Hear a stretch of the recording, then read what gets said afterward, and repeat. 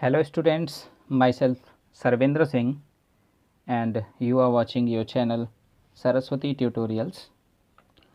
और हमारा टॉपिक चल रहा था यूनिट एंड मेज़रमेंट, जिसमें लास्ट टाइम हम लोगों ने परसेंटेज एरर के बारे में सीखा था। और आज हम बात करते हैं कि हम किसी भी सिस्टम में परसेंटेज एरर को कैसे फाइंड आउट करेंगे और किस किस तरह से हमें अलग अलग मेथड्स को यूज़ करना है और कहाँ उस मेथड का एग्जैक्ट यूज़ होना है। ठीक है, तो चलिए हम सबसे पहले मेथड के बारे में बात करते हैं। तो इस पहले मेथड में जैसा कि मैं आपको बताना चाहूँगा, इसका उद्देश्य है यदि प्रेक्षण में प्रयुक्त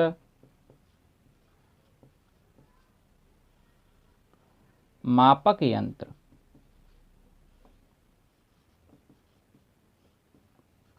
का अल्पतमांक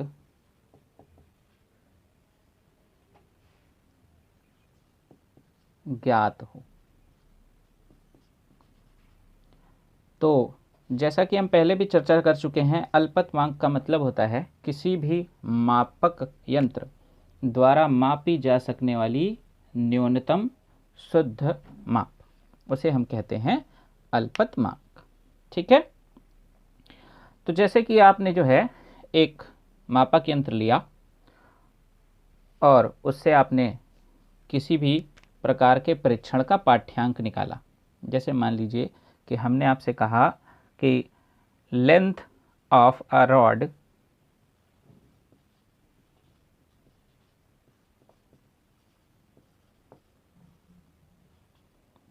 is equal to 20.795 मीटर। तो यहाँ पर ये जो आपको दिख रहा है, ये जो हमें मिल रहा है, इसे हम कहते हैं प्रेक्षण का पाठ्यांक। ठीक है, तो इसे हम क्या कहते हैं? प्रेक्षण का पाठ्यांक। तो प्रेक्षण का पाठ्यांक हमें मिला और अब हमें इसमें त्रुटि ज्ञात करनी है। तो मैं थोड़ा सा आपको याद दिला दूं, हम लोगों ने इस विषय में पहले भी चर्चा की थी। जैसे कि हमारे पास मीटर स्केल है, उसमें जो स्मॉलेस्ट डिवीजन होता है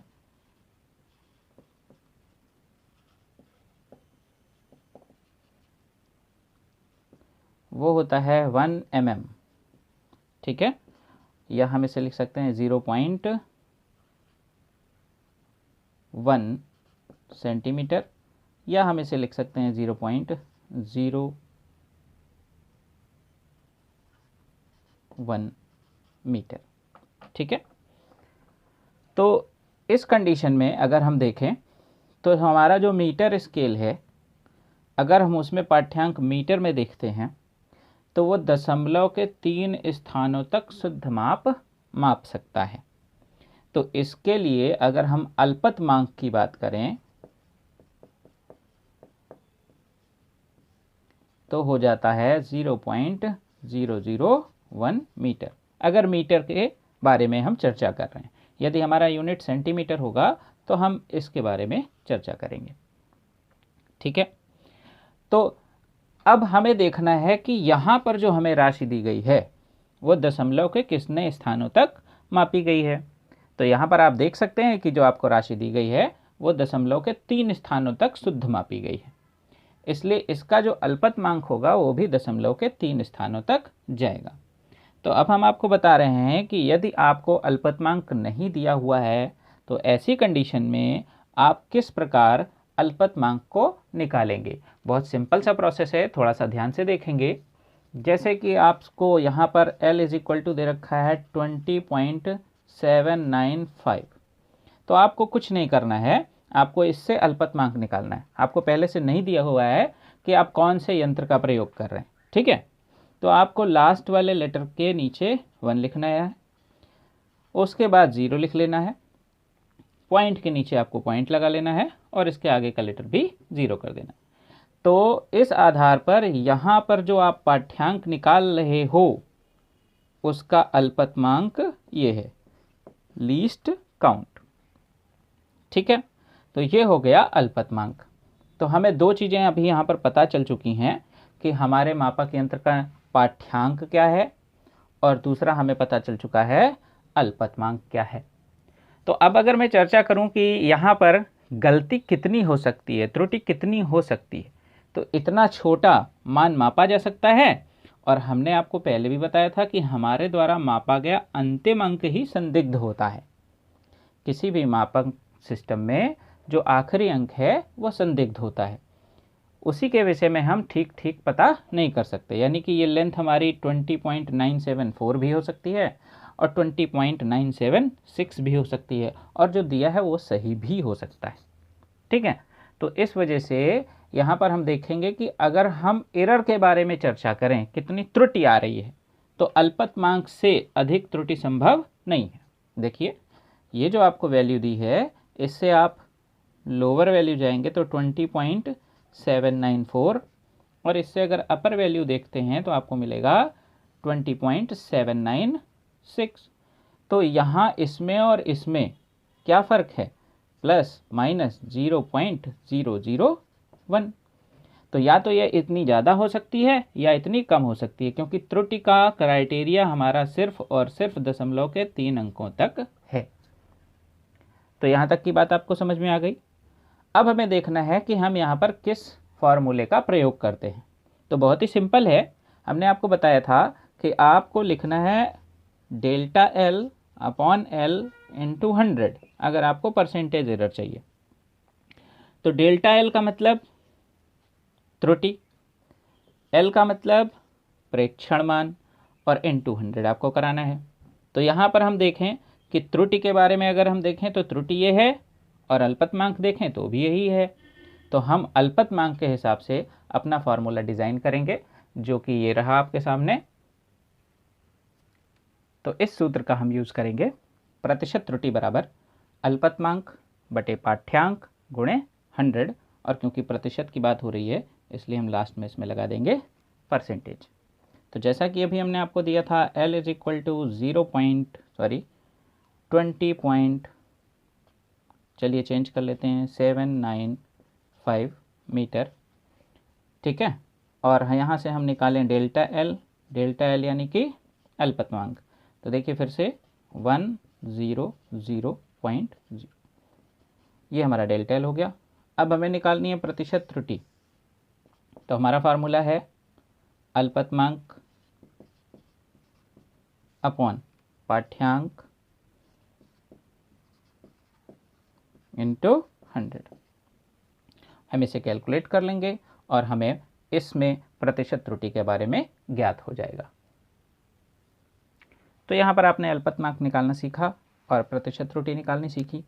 हम बात कर रहे हैं इसमें एक स्पेशल पॉइंट की, जिसको आपको बहुत ध्यान से देखना है कि यदि पाठ्यांक में दशमलव न लगा हो तो इस स्थिति में अल्पतमांक सदैव 1 होता है।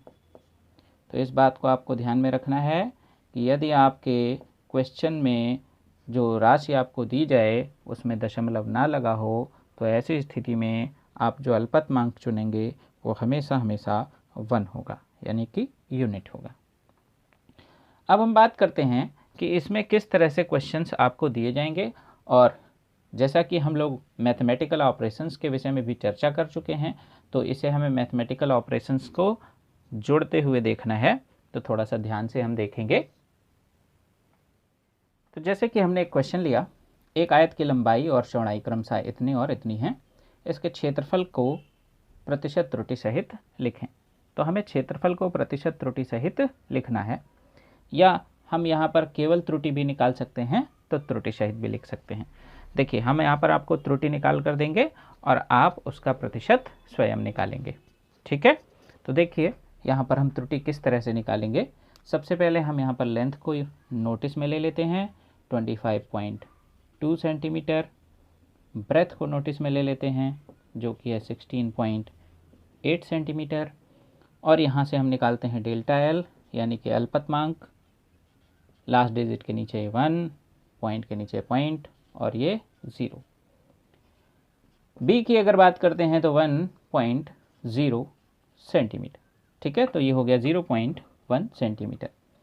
अब हमें मालूम है एरिया का फार्मूला होता है लेंथ इंटू ब्रेथ, और हम अपना फार्मूला यूज़ करेंगे mathematical operation for multiplication x is equal to A into B में हम यूज़ करते थे delta x upon x is equal to delta a upon a plus delta b upon b, जिसको हमने लास्ट लेक्चर में सीखा था।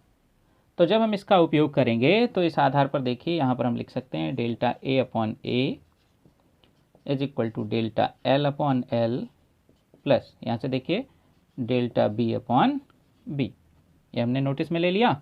अब हम इसकी वैल्यूज़ रख देते हैं।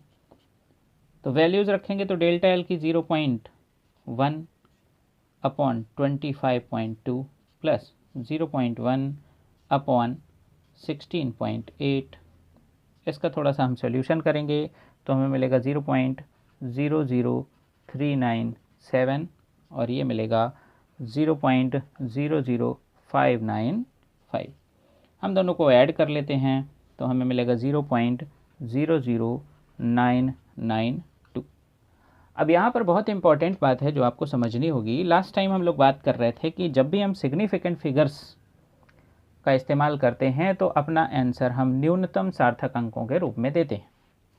तो देखिए लेंथ में अगर देखा जाए तो न्यूनतम सार्थक अंक देखा जाए तो कितने हैं, यहाँ पर आप देख सकते हैं। वैसे तो 3 है लेकिन हमें दशमलव के बाद देखने, तो दशमलव के बाद 1 सार्थक अंक है, और ब्रेथ में भी आपके पास दशमलव के बाद 1 सार्थक अंक है। लेकिन हमें यह भी पता है कि जब भी हम किन्हीं दशमलव वाली दो चीज़ों का गुणा कराते हैं 0.1 0.2 देखिए, तो हमें अपना जो आंसर मिलता है वो दशमलव के 2 अंकों में मिलता है। इसलिए हम यहाँ पर दशमलव के 2 अंकों तक आंसर लेंगे क्योंकि हम मल्टीप्लिकेशन कराने वाले हैं। तो दशमलव के 2 अंक ये हो गए और इन्हें हमें क्या करना है, राउंड एंड ऑफ। तो जब हम इसे राउंड ऑफ करते हैं तो यहाँ पर हमें दिख रहा है ये 50% से ज़्यादा है, और 50% से ज़्यादा होने पर इसे हटाकर लास्ट डिजिट यानी कि 0 में 1 ऐड कर देंगे तो ये हमें मिल जाएगा 0.01। तो ये वैल्यू आपको मिली डेल्टा ए अपॉन ए की। ठीक है, अब इसके आगे आपको क्या करना है, हमें चाहिए त्रुटि किसमें, एरिया में। तो एरिया में त्रुटि केवल ये है। तो यहाँ से अगर हम देखें तो delta A is equal to क्या मिल जाएगा हमें, इस ए की मल्टीप्लाई 0.01 से जो कि इसका आंसर है इससे हो जाएगी, और ए की बात करें तो होता है एल इंटू बी 0.01। लेंथ हमें दी गई है जो कि है 25.2, और ब्रेथ हमें दी गई है जो कि है 16.8, और फाइनली हम इसे 0.01 से मल्टीप्लाई करा रहे हैं। जब हम इसे कैलकुलेट करेंगे तो हमें मिलता है यहाँ पर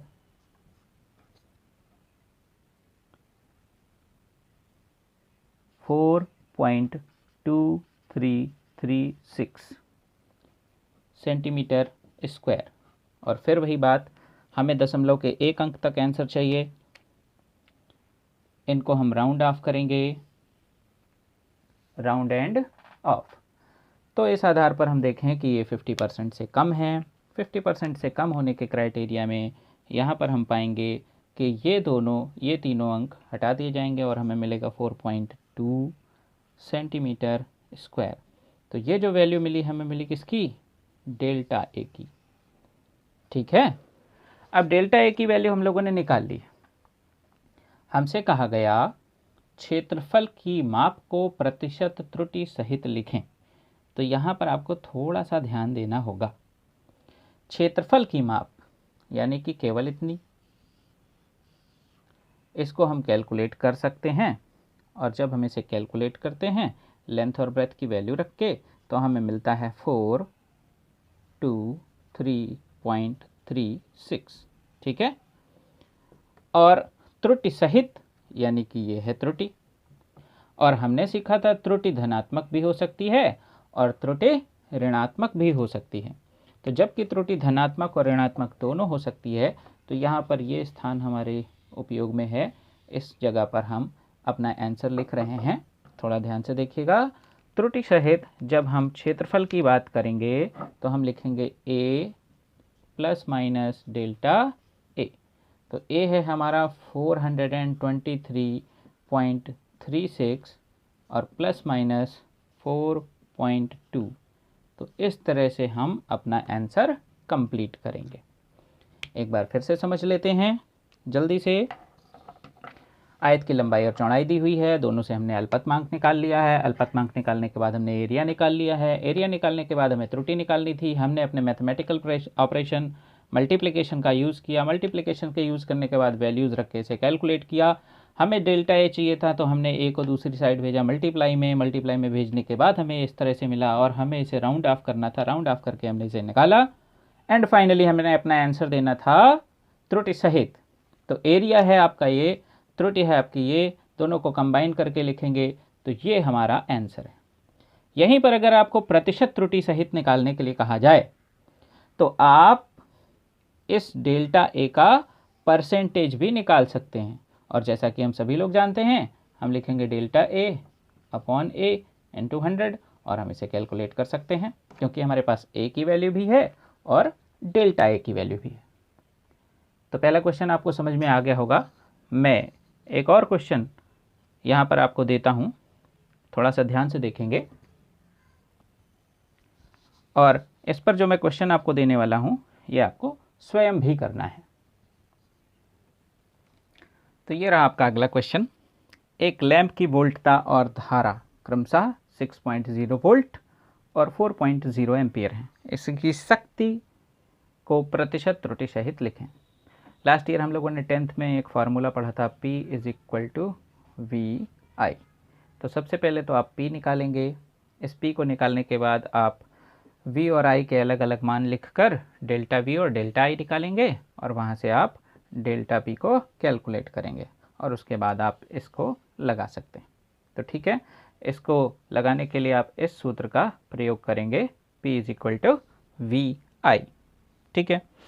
अब हम अपने अगले क्वेश्चन की तरफ बढ़ते हैं, जिसमें हम अपने दूसरे मैथमेटिकल ऑपरेशन जो कि है डिवीज़न, उसका प्रयोग करते हैं। थोड़ा सा ध्यान से देखिए, ये रहा आपका क्वेश्चन। तो आपका क्वेश्चन है, एक लैंप की वोल्टता V = 100 ± 5 वोल्ट व धारा 10 ± 0.2 एम्पियर है। इसके प्रतिरोध में त्रुटि का परिकलन करें।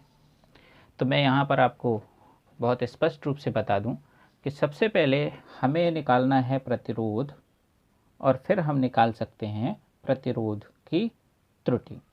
तो प्रतिरोध का फॉर्मूला हमारा होता है R = V/I। V = IR से ओम्स लॉ हम लोगों ने पढ़ा था।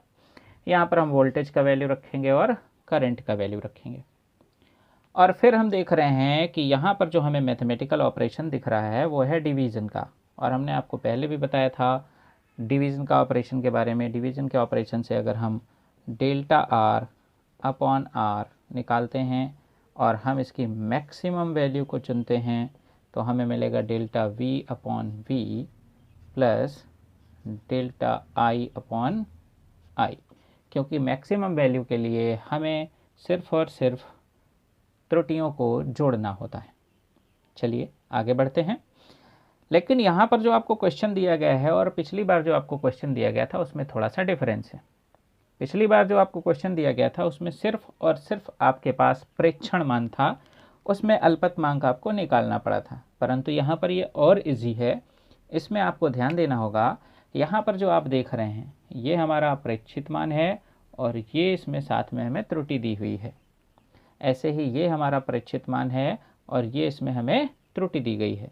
तो जैसे हम यहाँ पर लिखेंगे v is equal to 100 plus minus g5, तो यहाँ पर ये हमें दिया हुआ है v और ये हमें दिया हुआ है डेल्टा v। ऐसे i is equal to 10 plus minus 0.2, तो इसमें ये हमारे पास जो है ये है i और ये हमारा है डेल्टा i। तो इस बार आपको अल्पतमांक नहीं निकालना है क्योंकि क्वेश्चंस में पहले ही दिया जा चुका है। आपके इस स्पैन में जितने ज़्यादा से ज़्यादा क्वेश्चन आएंगे वो इसी तरह से आएंगे जिसमें आपको अल्पतमांक दिया जाएगा। कुछ रेयर क्वेश्चन ऐसे होते हैं जब अल्पतमांक नहीं दिया होता है तो हमें निकालना होता है। तो देखिए अभी r is equal to V upon I आपको दिख रहा है और आपको इसको कैलकुलेट करना है। तो यहाँ से आप देखिए ये आपके v की वैल्यू है और ये आपके i की वैल्यू है। यहाँ पर हम रख देंगे 100/10 और ये हमारा आ जाएगा 10। ठीक है, तो हमें r पता चल गया। Is it okay? अब हमें चाहिए डेल्टा r, तो हम इस फॉर्मूले में वैल्यूज़ रखेंगे। सबसे पहले delta v 5/v 100 plus delta i 0.2/10। ठीक है, हम इसको कैलकुलेट करेंगे। तो कैलकुलेट करने पर हमें यहाँ से मिलेगा 0.05। ठीक है, और यहाँ मिलेगा 0.02 और इन दोनों को हम ऐड कर देंगे तो हमें मिलेगा 0.07। तो यहाँ पर ये जो आपको मिल रहा है ये डेल्टा r अपॉन r है, बट हमें जो फाइंड करना है वो है आपका डेल्टा r। तो r को इधर मल्टीप्लाई करा देंगे। Delta r is equal to हमें मिल जाएगा r इंटू 0.07 r की जगह पर हम लिखेंगे कितना 10 इंटू 0.07। इसको सॉल्व करेंगे तो हमें मिलेगा 0.7 ओम और ये ओ। अब हम देख रहे हैं कि हमें r भी पता चल चुका है और हमें डेल्टा r भी पता चल चुका है और हमें त्रुटि सहित इसको परिकलित करना था। तो r इज इक्वल टू अभी हम लिखेंगे 10 प्लस माइनस 0.7 ओम। यदि हमें प्रतिशत त्रुटि निकालनी होगी तो हम इसी में मल्टीप्लाई 100 से करा देंगे और इस आधार पर हम प्रतिशत त्रुटि का परिकलन भी कर सकते हैं। ठीक है, तो पिछले क्वेश्चंस और इस क्वेश्चन में आपको अंतर समझ में आ रहा होगा कि यहाँ पर हमें ध्यान देना है कि हमें पहले से ही त्रुटि दी हुई है, अल्पतमांक दिया हुआ है, इसलिए हमें इसे ज्ञात नहीं करना है। Is it okay? तो चलिए इस तरह का हम आपको एक क्वेश्चन देते हैं जिस पर आप स्वयं प्रैक्टिस करने वाले हैं। तो जैसा कि आप देख पा रहे हैं आपकी स्क्रीन पर आपका क्वेश्चन है, एक संधारित्र की धारिता इतनी है और वोल्टता इतनी है, इस पर आवेश का परिकलन करना है। तो क्योंकि ये इंटर का टॉपिक है जिसमें आपको संधारित्र और उसकी धारिता के विषय में समझाया जाएगा, तो मैं आपको यहाँ पर बता देता हूँ। आवेश के लिए यहाँ पर हम जो फार्मूला यूज़ करते हैं वो होता है Q is equal to CV। तो आपने देखा यहाँ पर मल्टीप्लिकेटिव सिस्टम है। ठीक है, और इस मल्टीप्लिकेटिव सिस्टम को आप यहाँ पर लगाएंगे। और दूसरा यहाँ पर आपको ध्यान रखना है, जब आप इस Q का परिकलन करेंगे उस समय म्यू को हम कन्वर्ट करना ना भूलें 10⁻⁻⁶, और साथ में है f को हम फैरड बोलते हैं। लेकिन डेल्टा Q जब हम निकाल रहे होंगे तो उस समय इसका कोई यूज़ नहीं है, हमें सिर्फ इन दो वैल्यूज़ पर फोकस रखना है। तो ये क्वेश्चन आप सभी लोग करेंगे और इसका आंसर आप कमेंट बॉक्स में देख सकते हैं। जैसा कि आप देख पा रहे हैं यहाँ पर आपको एक क्वेश्चन दिया गया है, एक क्षेत्रफल A कुछ इस प्रकार है और इस पर एक बल ये आरोपित किया जाता है। आपको इस पर दाब का परिकलन करना है। तो हम सभी जानते हैं दाब P इज इक्वल टू होता है फोर्स अपॉन एरिया। तो अभी आप देख रहे हैं यहाँ पर आपको जो ऑपरेशन दिया गया है मैथमेटिकल, वो है आपका डिविजनल ऑपरेशन। तो सबसे पहले आप इस फार्मूले का यूज़ करके डायरेक्ट वैल्यूज़ रख के, ध्यान रखिए ये एरिया है और ये आपका फोर्स है, ये डेल्टा A है और ये डेल्टा F है। इसका प्रयोग करके डायरेक्ट आप पहले p निकालेंगे, उसके बाद आप अपने मैथमेटिकल ऑपरेशन का यूज़ करके डेल्टा p निकालेंगे, और यहाँ पर जो कुछ भी हम लिखते हैं वो हम उस हिसाब से लिखते हैं जिस हिसाब से हमें क्वेश्चन दिया गया है। तो हमारे क्वेश्चन में जो हमारा आंसर है वो हमें त्रुटि सीमा सहित दिया हुआ है, इसलिए हम प्रेशर को त्रुटि सीमा सहित लिखेंगे, यानी कि P plus minus delta P। तो इस क्वेश्चन का आंसर भी आप कमेंट बॉक्स में डाल सकते हैं। और अब हम बढ़ते हैं अपने अगले क्वेश्चंस की ओर। आगे के प्रश्नों को सॉल्व करने के लिए सबसे पहले हम कुछ छोटी बातों को समझ लें। जैसे कि मान लीजिए आपके पास भौतिक राशि दी हुई है x और हमें केवल त्रुटि लिखनी है, तो हम त्रुटि को लिखते हैं डेल्टा x से। हमें इस भौतिक राशि में भिन्नात्मक त्रुटि लिखनी है, तो इसे हम लिखेंगे डेल्टा x अपॉन x से। और इसी में जब हमें प्रतिशत त्रुटि लिखनी है तो हम इसे लिखेंगे delta x upon x into 100 से। ठीक है, तो आपको इन छोटी बातों का ध्यान में रखना है कि किस समय हमें क्वेश्चन में कौन सी चीज़ दी जाएगी। अगर हमें दिया हुआ है प्लस माइनस 0.3, ठीक है, तो ये दिया हुआ है त्रुटि। और अगर हमें दिया गया है 3%, तो ये हमें दिया गया है प्रतिशत त्रुटि। तो इस समय जो हम क्वेश्चन अगला लगाने जा रहे हैं, इस पर आपको थोड़ा ध्यान देकर इसको समझना है, और बहुत ही आसान क्वेश्चन है आपके लिए, थोड़ा ध्यान से देखिएगा। अगला क्वेश्चन ये रहा आपकी स्क्रीन पर। तो आपका अगला क्वेश्चन है, एक गोले की त्रिज्या की माप में 2% की त्रुटि है, तो इसके आयतन में त्रुटि ज्ञात करें। तो अभी आप देख सकते हैं कि आपको त्रिज्या में जो त्रुटि दी गई है वो कौन सी है, वो प्रतिशत त्रुटि है। और त्रिज्या की अगर बात करें तो त्रिज्या को हम लोग रिप्रेजेंट करते हैं r से, और इसमें प्रतिशत त्रुटि जैसे x था तो प्रतिशत त्रुटि delta x upon x into 100, वैसे ही यहाँ पर delta r upon r into 100। इस पूरे सिस्टम का वैल्यू आपको दे रखा है 2%।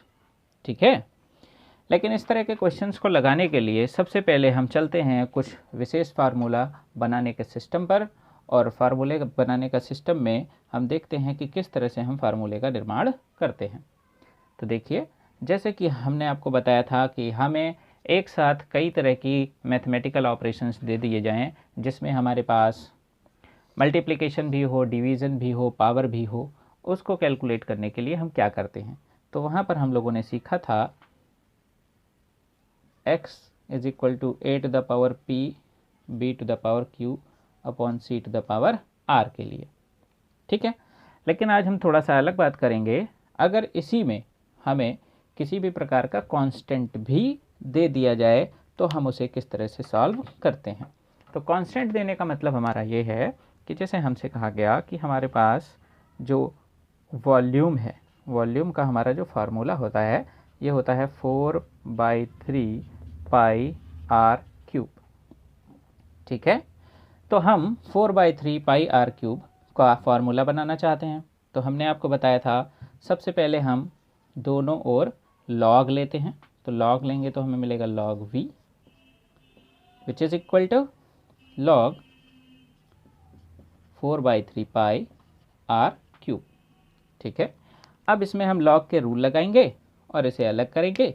तो देखिए, हम 4/3 पाई को अलग कर रहे हैं और r क्यूब को अलग कर रहे हैं। और इन दोनों के बीच अगर चिन्ह के बारे में पूछा जाए तो आप देख सकते हैं कि यहाँ पर आपके पास मल्टीप्लिकेशन है। तो हमारा फार्मूला था log m into n is equal to log m plus log n। तो हम इसे अलग करेंगे तो हमें मिलेगा log v is equal to log 4/3 pi plus log r cube. ठीक है, इसके बाद हम लोग डिफरेंशिएशन करते थे। तो जब हम डिफरेंशिएशन करेंगे तो इसका डिफरेंशिएशन करेंगे आंशिक, तो हमें मिलेगा डेल्टा v अपॉन v। अब यहाँ पर बहुत ही ध्यान देकर आपको समझना है, इस 3 को हम आगे ले आएंगे आर का करेंगे तो हमें मिलेगा डेल्टा आर अपॉन आर। और ये जो है आपका, इस पर थोड़ा सा फोकस करिए। 4 एक संख्या है, 3 भी एक संख्या है, पाई भी एक संख्या है, यानी कि 22/7। तो सब हमारे एक कांस्टेंट होते हैं, और जबकि सबके सब कांस्टेंट हैं तो लॉग की ये जो वैल्यू हमें मिलने वाली है ये भी एक संख्यात्मक मान होगी। और अगर ये संख्यात्मक मान है तो ऐसी कंडीशन में हम log 4/3 पाई को कांस्टेंट कह सकते हैं। और कांस्टेंट का जो डिफरेंशिएशन होता था वो कितना होता था? 0 होता था। तो इस आधार पर हमारा delta v upon v is equal to हमें मिलता है 3 डेल्टा r अपॉन r। तो मैं आपको यहाँ पर क्या समझाना चाहता हूँ, थोड़ा सा ध्यान देकर समझिएगा कि किसी भी प्रकार की त्रुटि को ज्ञात करते समय हम उसमें उपस्थित मापी जा सकने वाली राशि में ही त्रुटि निकालते हैं। जो हमारे कांस्टेंट होते हैं हम उन्हें एज इट इज़ छोड़ देते हैं। जैसे कि मैं यहाँ पर आपको एक और फार्मूला समझाता हूँ, जिसे मैं बनाऊंगा नहीं, मैं इसे डायरेक्टली समझाऊंगा कि वहाँ पर किस चीज़ को हमें छोड़ना है और किस चीज़ को हमें कलेक्ट करना है। थोड़ा सा ध्यान से देखेंगे। फिजिक्स में जब आप आगे मैकेनिक्स को आगे बढ़ाएंगे तो आपको एक श्यान बल का फार्मूला सिखाया जाएगा। तो अभी आप ये मत समझिए कि श्यान बल क्या होता है, आप फार्मूले को समझिए। फार्मूला होता है F = 6 pi eta R V. ये जो ईटा है ये कांस्टेंट नहीं है, ये पदार्थ का गुण होता है, द्रव का गुण होता है।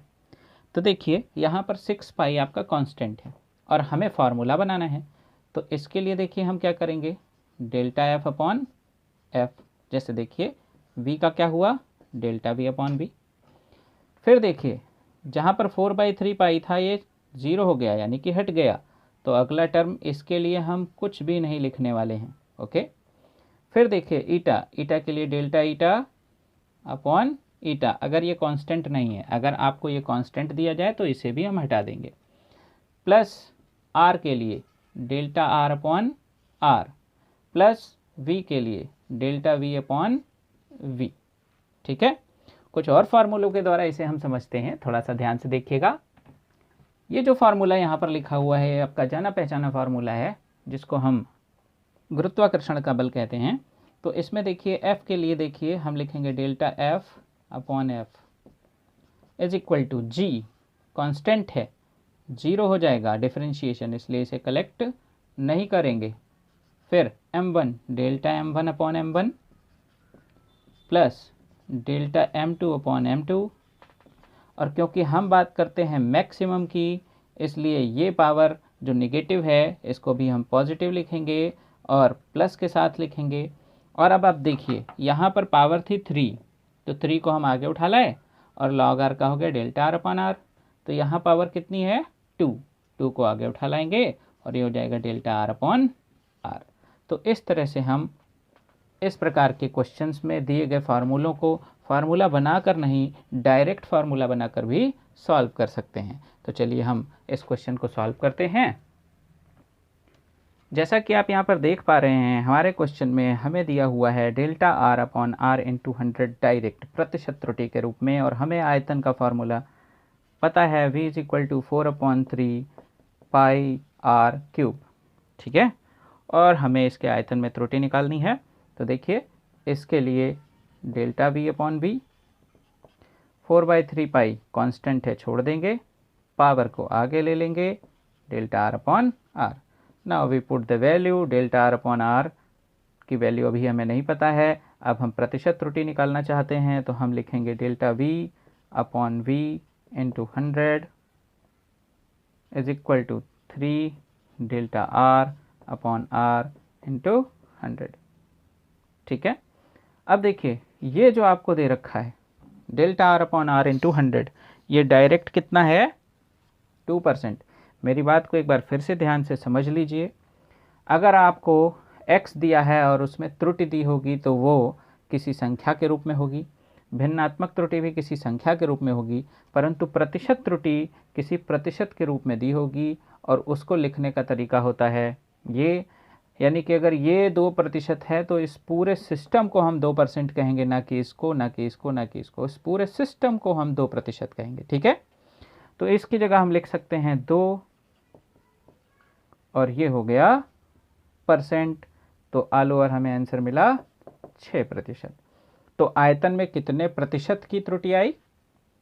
देखिए ये आयतन में प्रतिशत त्रुटि है, कितनी हो गई? 6%। तो इस तरह हम इस प्रकार के क्वेश्चंस का सॉल्यूशन करते हैं। चलिए इस पर हम एक हैवी क्वेश्चन लेते हैं और उसे सॉल्व करते हैं। थोड़ा सा ध्यान से देखेंगे तो आपको बहुत ही बेहतर समझ में आने वाला है। तो ये रहा आपका क्वेश्चन। एक भौतिक राशि P इस रूप में है जहाँ पर ABCD की प्रतिशत त्रुटियाँ क्रमशः इस प्रकार हैं और P के मान में आपको प्रतिशत त्रुटि ज्ञात करनी है। तो सबसे पहले हम यहाँ पर P का एक्सप्रेशन लिखेंगे, P is equal to A³ B² upon under the root of C into D।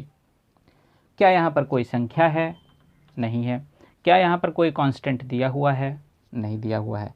तो इस आधार पर हम देखें तो हमारे पास A, B, C और D चारों ही ऐसी भौतिक राशियाँ हैं जो मापन योग्य हैं, इसलिए इन चारों को त्रुटि में कंसीडर किया जाएगा। और जैसा कि हमने अभी आपको फार्मूला बनाने का सिस्टम बताया, तो हम इसका फार्मूला बनाएंगे तो P के लिए डेल्टा P अपॉन P, और जैसे कि हम देख रहे हैं हमें प्रतिशत सिस्टम दिया हुआ है, तो into 100 is equal to A की पावर 3 है, 3 को आगे ले आए, delta A upon A into 100 plus B की पावर 2 है, आगे ले आएंगे delta B upon B into 100। भाग में हो या गुणे में हमें हर समय मैक्सिमम परसेंटेज एरर के लिए एडिशन का यूज़ करना होता है, तो प्लस अंडर रूट C यानी कि C की पावर 1/2, तो 1/2 आगे आ जाएगा, ये हो जाएगा delta C upon C into 100 और प्लस लास्ट में D delta D upon D into 100। तो आपने फार्मूला बनाना सीख लिया। अब हम रखते हैं इसमें वैल्यूज़। तो जैसा कि मैंने बताया, अगर प्रतिशत में मान दिए हुए हैं तो इस पूरे सिस्टम का परसेंटेज दिया हुआ है। तो देखिए A के मान में प्रतिशत त्रुटि 1% है, सबसे पहले 3 और इसका value 1%, plus 2 delta B upon B, इसका वैल्यू कितना दे रखा है? देखिए 3%, प्लस 1/2 ये देखिए, और डेल्टा C अपॉन C का वैल्यू हम रखेंगे 4%, plus delta D upon D पूरा पूरा आपको दे रखा है 2%।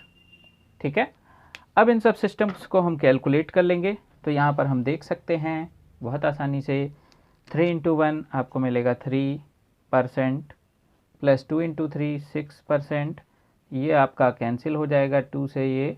ठीक है, तो इसे कैंसिल करेंगे तो ऑल ओवर हमें मिलेगा प्लस 2% और ये प्लस 2% लास्ट में। तो 2 2 4 6 10 एंड 3 ऑल ओवर हमारा आंसर आता है 13%। तो इस P के मान में जो प्रतिशत त्रुटि है वो हमें मिलती है 13%। तो अभी आपको समझ में आ रहा है कि हम फार्मूले को किस तरह से डिज़ाइन करते हैं।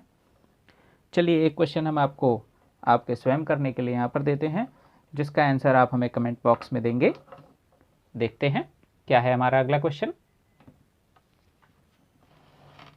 तो ये है आपका आज का क्वेश्चन। आज के सेशन में इतना ही। आगे के क्वेश्चंस को सॉल्व करने के लिए एक वीडियो हम आपको और इस चैप्टर के न्यूमेरिकल एनालिसिस के विषय में समझाएंगे और इस आधार पर देखेंगे कि किस किस प्रकार के और न्यूमेरिकल्स यहाँ पर आपके बन सकते हैं। वो हमारा इस चैप्टर का लास्ट सेशन होगा। इस चैप्टर को उसी लेक्चर में हम कंप्लीट कर देंगे। इस लेक्चर को वॉच करने के लिए बहुत बहुत धन्यवाद। Thanks for watching. नमस्कार।